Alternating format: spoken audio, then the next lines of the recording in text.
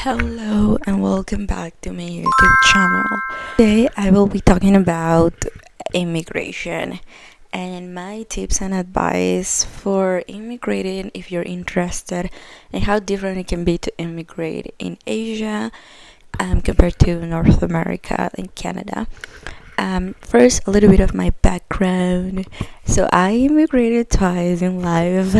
First, when I was 17, I moved to South Korea to study in university, and then at around age 20s, mid 20s, I'm not gonna reveal my age.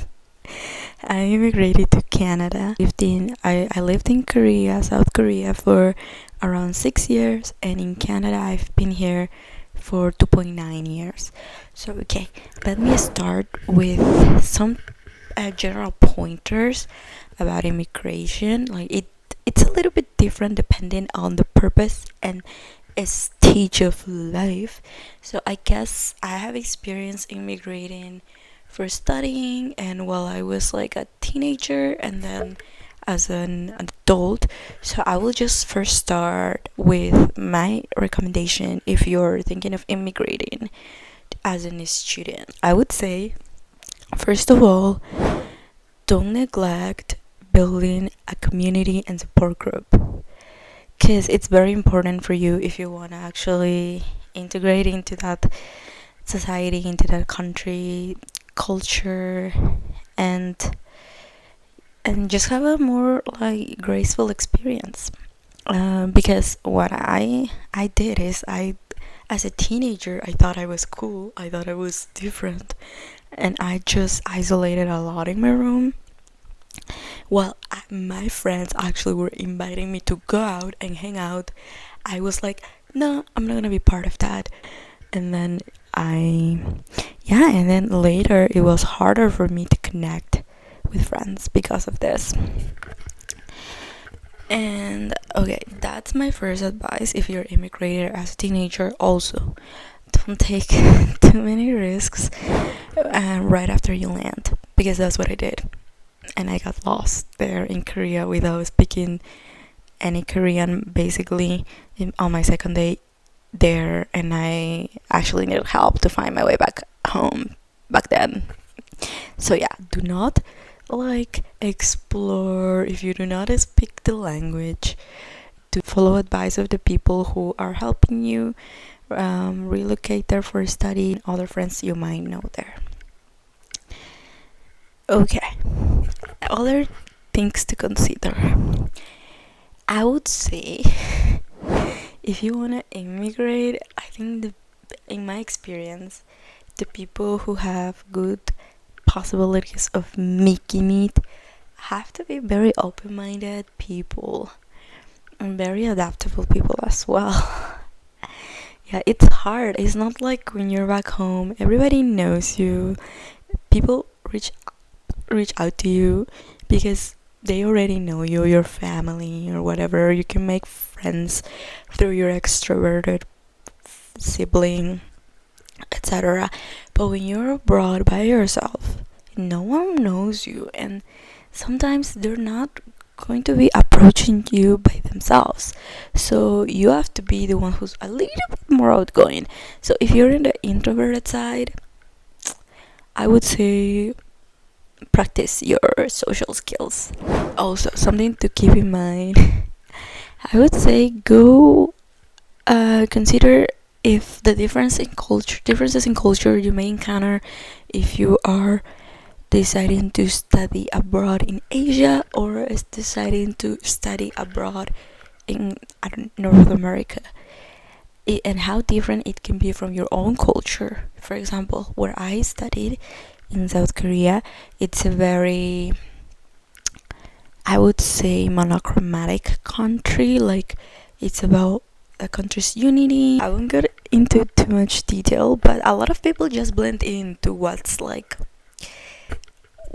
norm, I would say. I don't want to generalize though, but what I'm trying to say, it's like, at least on experience, coming from South America, I come from a culture where at least I was encouraged to express my opinions. And like, respect for the elderly, it's obviously there, but it's not something that it's a make or break deal when interacting in society, because older people can be wrong too. But in Korea, respect for the elderly it's important. And in university, at least when I studied in university, it's not common to questions during class, because that can be perceived as kind of like challenging the professor in front of everybody. So what students usually do is they make a line, and at the end of the class, you can just ask the professor. And like studying the study method, yeah. So basically, if you're someone who needs a little bit more pressure, you're like a diamond in the rough that needs pressure to come through and shine. I wouldn't suggest studying there, because it's a lot of self study. Because South Koreans already studied a lot in high school, they have a little more slack in university, and basically your future is defined by two main exams: midterm and final. Besides that, you have to attend classes, obviously, and like work on the presentation, projects, assignments, etc. But it's not, because I know how studying works in America, in South America as well. It's like we have like weekly tests in university, and it's a lot of pressure. So, but if you're leaning towards more like self-studying and self-paced projects, then okay, this could work for you too. And okay, now moving on to my experience studying in North America, Canada. So I would say that being a bit more of an adult and just doing a postgraduate certificate here, I wouldn't say it's complicated. It's complex. I would say, yeah, and I can see the difference moving to a country like Canada, where immigration is more accepted, like where there's more understanding on human diversity, which also includes different cultures of the world. And there are tons of activities that if you wanted to join, you can meet people if you're extroverted. So yep, this is my take on it. I think the benefits of immigration are massive. Like, they can add to your resume. They can show that you're a person who can adapt to different cultures, can work hard in more competitive environments. It definitely adds up to your resume. But I don't want to discredit the fact that it's also possible to succeed in one's own country. So nowadays, with many videos online where people glamorize living abroad, I just wanted to make everybody remember that a trip or an exchange year abroad is not the same as living permanently in a country. That requires much more.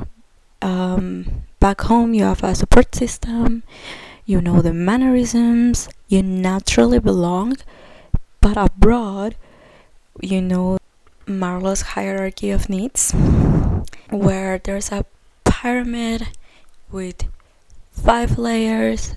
The first one being with 5 layers of needs that every human needs to have a joyful, fulfilled life. The first one, physiological needs, for example, food, water. We all need food to survive. And the second layer is safety. We need to be able to know that we're safe wherever we're living, that we can go out to the street and take out our phone and know that we'll be okay. And the third one is love and belonging. And this is very important and is something that people don't talk about. You naturally have it wherever you're from, but if you're moving abroad, permanently, you need to build that. You need to build that belonging. After that, there comes esteem and self-actualization. So for you or for anybody to be able to achieve their full potential, they need to be past the survival state. And this just includes finding a safe place to live for a long time, a support system, having job security. I mean, it also depends on what stage of life you're at, because if you're a student, maybe you have support from your parents, and that's already covered.